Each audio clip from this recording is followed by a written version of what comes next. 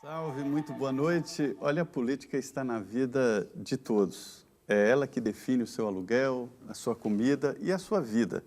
E hoje, especialmente, a gente aqui no Frente a Frente, diretamente dos estúdios da Rede Vida em Brasília, nós estamos falando num dia em que se tentou votar uma reforma política que acabou uma mudança ali acanhada, né? Do fim das coligações partidárias para 2020, ou seja, nas eleições de vereadores, não muda para 2018, e também uma dificuldade ali para os pequenos partidos acessarem ao fundo partidário. E a votação do fundão, fundo público, de 1 bilhão e 700 milhões, bem menor do que aquele anterior de 3 bilhões e 700 milhões de reais. Nós estamos hoje aqui com um deputado experiente, já no 4º mandato, o deputado Marco Maia, foi presidente da Câmara dos Deputados e é do PT do Rio Grande do Sul. Deputado, o momento político ele é diferente. Em primeiro lugar, a gente falou aqui no segundo bloco sobre a dianteira do presidente Lula e todo mundo sabe que o presidente está na frente, até porque não tem adversário, ninguém está colocado. E ainda esta instabilidade do presidente Michel Temer, que está sofrendo um novo processo no Supremo e vai passar pela Câmara. Hoje foi a defesa prévia dele, apresentada na Comissão de Constituição e Justiça, assim como as defesas dos ministros Eliseu Padilha e Moreira Franco. O senhor acha que existe diferença ali entre as duas denúncias? Ganha de novo de lavada? A minha percepção, Zé Maria e Denise, desde o início, e se vocês escutarem eu sou membro da Comissão de Constituição e Justiça da Câmara, e se vocês escutarem a minha fala, quando da primeira denúncia, quando estava no debate, na discussão da primeira denúncia, ela vai ser a mesma fala agora. O presidente Michel Temer não merece continuar presidindo o Brasil pelo conjunto da obra. Tem, de um lado, um esquema de corrupção muito claro, objetivo, com provas cabais, mas, de outro lado, tem um presidente completamente deslocado dos anseios da sociedade brasileira. Nós congelamos o orçamento público por 20 anos. Nós, que eu digo, o governo golpista de Michel Temer. Isso vai ter impactos diretos na área da saúde. Aliás, a educação já está agora aí um caos absoluto. Os reitores apavorados porque não tem dinheiro para... por anseio da sociedade, deputado, desculpa interromper, mas... No tempo da presidente Dilma estava a mesma coisa, também estava muito desconectado dos anseios da sociedade. Mas nós tínhamos críticas à presidenta Dilma à época, nós, a bancada do PT, mas ali não se falava em reforma trabalhista, não se falava em reforma da Previdência com tanta profundidade como essa que está sendo proposta agora, e nunca se falou em congelar os gastos públicos por 20 anos. Né? Ali nós tínhamos falando que tinha crise, né? Havia uma tensão criada por Aécio Neves e o PSDB para cima do governo em função das questões econômicas, que não eram simples, eram complexas na oportunidade, mas se forjou uma crise política que teve impacto na economia e que levou o Brasil a esta bancarrota que está hoje. Né? E aí o governo do presidente Michel Temer está pagando uma conta do golpe para um setor da sociedade brasileira, que está aí os grandes grupos econômicos, os grandes grupos de mídia do país, os grandes grupos internacionais. Olha, a reforma trabalhista que foi aprovada aqui é um caos absoluto. A ditadura militar não teve coragem de fazer o que Michel Temer está fazendo. Collor de Mello não teve coragem de fazer o que Michel Temer está fazendo.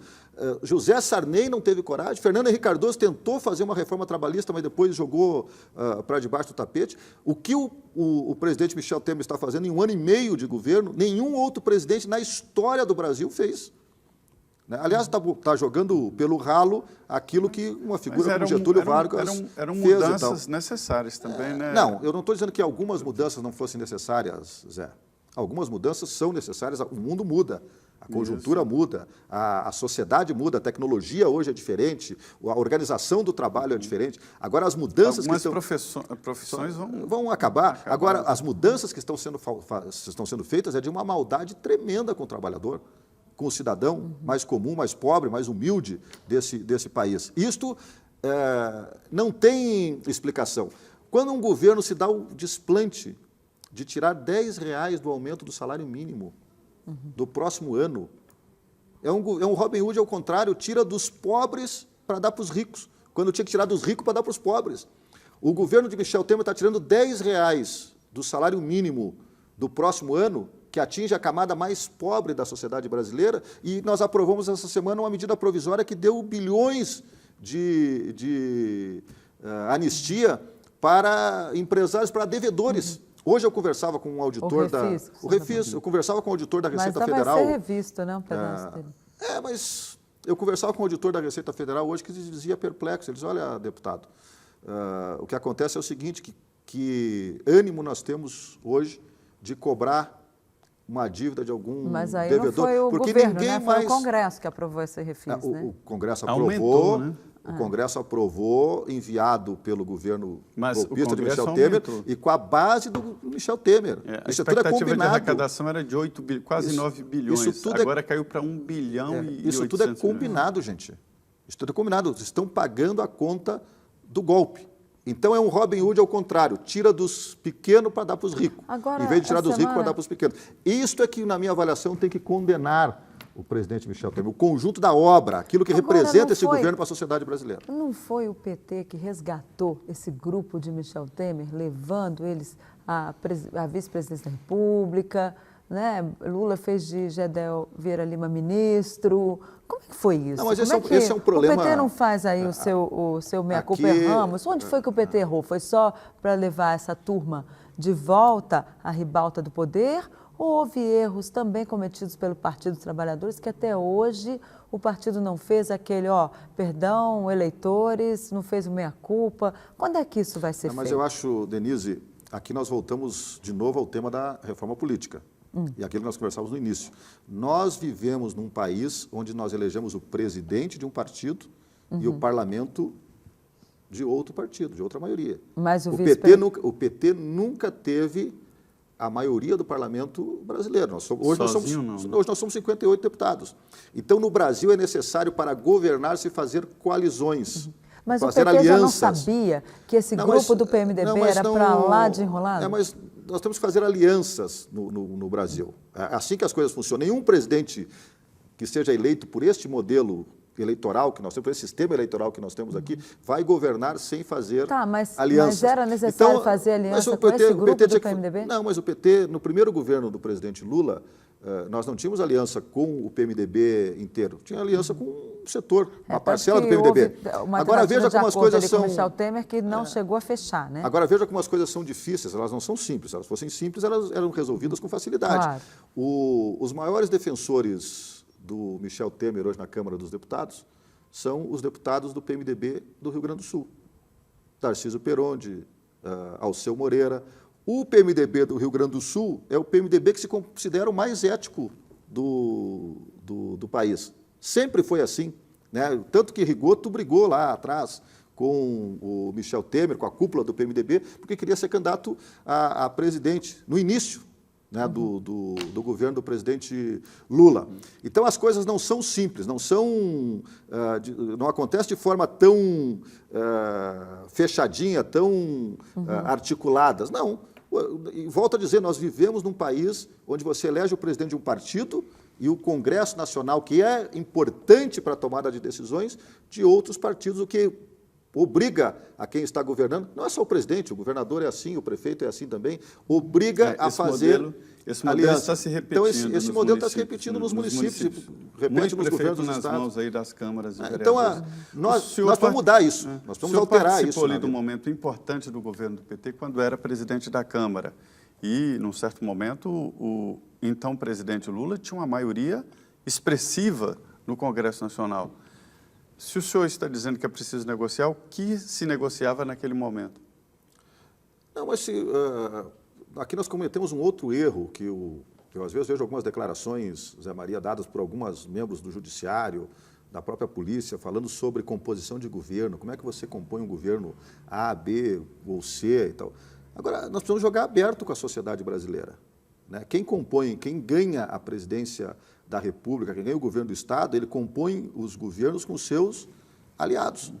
E eu não sou favorável que nós tenhamos apenas governos técnicos, porque há também um discurso, uma tese de que tem que ser todo mundo técnico. Mas não é verdade. A Petrobras, por exemplo, boa parte, eu acompanhei bem de perto esse processo, boa parte dos esquemas de corrupção da Petrobras aconteceram com funcionários de carreira. Indicados Paulo Roberto Costa. Pelos partidos. Pelos partidos, Paulo Roberto Costa, mas são funcionários indicado pelo PT, pelo PP mas, e pelo Denise, PMDB. Isso, mas são funcionários de carreira. Mas não... Eles foram indicados para as diretorias. Para as diretorias, agora, pelos partidos. eu sei, mas eles tinham que pagar um pedágio, segundo eles, para assumir aquele. É só fazer um plano de carreira, mas isso né? não é verdade. Próprio de cada empresa. Mas isso não é verdade, não é assim que as coisas funcionam. Deputado, e as privatizações, né? Um momento em que se Depois fala que pegaram muito... eles com a boca na botija, aí tudo virou problema da política. Eu te confesso aqui que um dia a história vai contar isso, que os políticos foram os maiores enrolados neste esquema. É porque os caras foram pegos lá embaixo e aí vieram subindo para cima. Mas não estavam de inocente? Hã? Mas eles estavam ali bancando. Não, mas não estavam de inocente, mas a grande maioria dos políticos, qual é o interesse dele nos recursos? É financiar suas campanhas eleitorais. A grande maioria, não estou dizendo isso todo, a grande maioria é isso. O senhor é uma grande personalidade no PT e muito forte no governo Lula, no governo Dilma.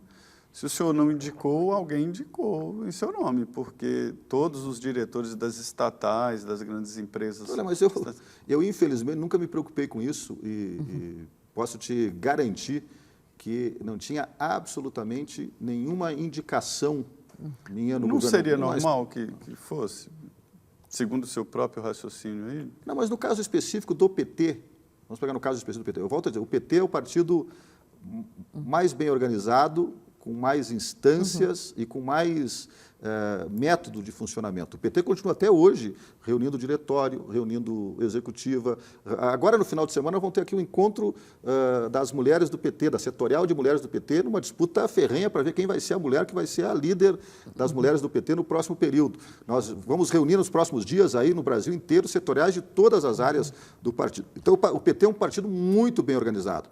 Então, uma indicação do partido para qualquer área, ela parte muitas vezes de um núcleo do PT organizado naquele debate. Então, tem núcleo de energia, o tema das mulheres, o tema da igualdade racial, o pessoal que trata sobre agricultura, núcleo agrário. Então, as indicações das pessoas que vão ocupando espaço dentro dos órgãos, dos governos que o PT ganha, muitas vezes, ou quase 100% das vezes, vêm por este caminho. O partido não pensa em criar aí um dispositivo ou um grupo de compliance para evitar justamente que haja aí alguns desvios de recursos dentro do PT?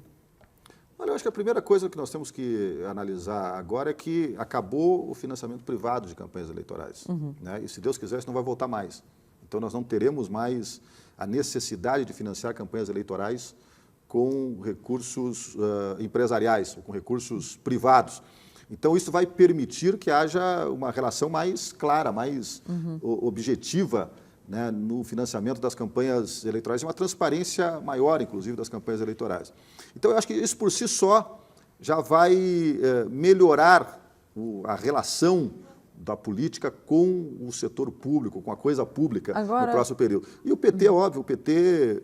volto a dizer, as instâncias do PT têm funcionado, têm discutido muito esses temas, esses assuntos, têm tomado resoluções, tirado resoluções para as administrações que nós temos hoje nos municípios, nos estados. Então, o PT é o partido mais organizado que nós temos no país, talvez na América Latina. Não é à toa que o PT tem crescido nas pesquisas de novo, aí, o partido com 19%, quase 20% de preferência partidária. Por quê? Porque tem uma base... Está bem na frente do PSDB, inclusive. Nós agora vamos começar a reorganizar uma coisa que nós perdemos nesses últimos anos, que são os núcleos de base do partido.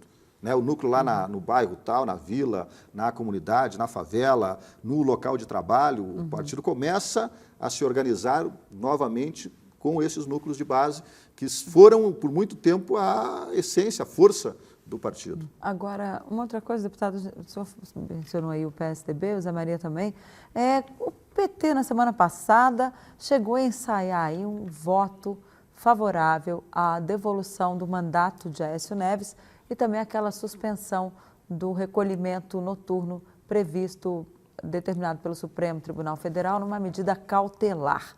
Como é que vai ser isso? Porque a tendência que a gente tem ali é o Supremo. Ele, pelo menos pelo que se diz, o Supremo pode devolver ali o mandato a Aécio e, quanto ao recolhimento noturno, dizer, olha, o Congresso tem que analisar isso em 24 horas. Como é que o PT vai se comportar? Olha, primeiro nós temos que deixar claro aqui aos nossos telespectadores que o PT tem uma oposição muito clara em relação ao senador Aécio Neves. Né? O senador Aécio Neves deve ser afastado do seu mandato, deve ter o seu mandato cassado pelas provas e por tudo aquilo que ele produziu de ruim ao país.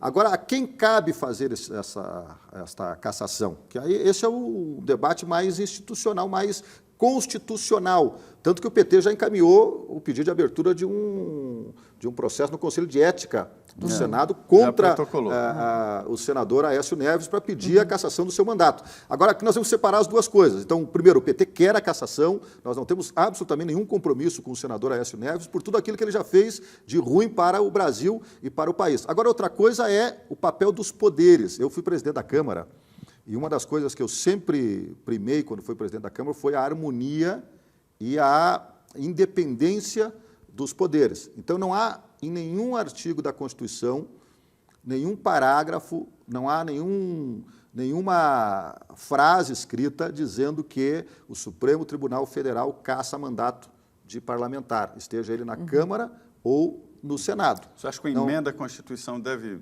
ser aprovada no Congresso? Há essa tese, né?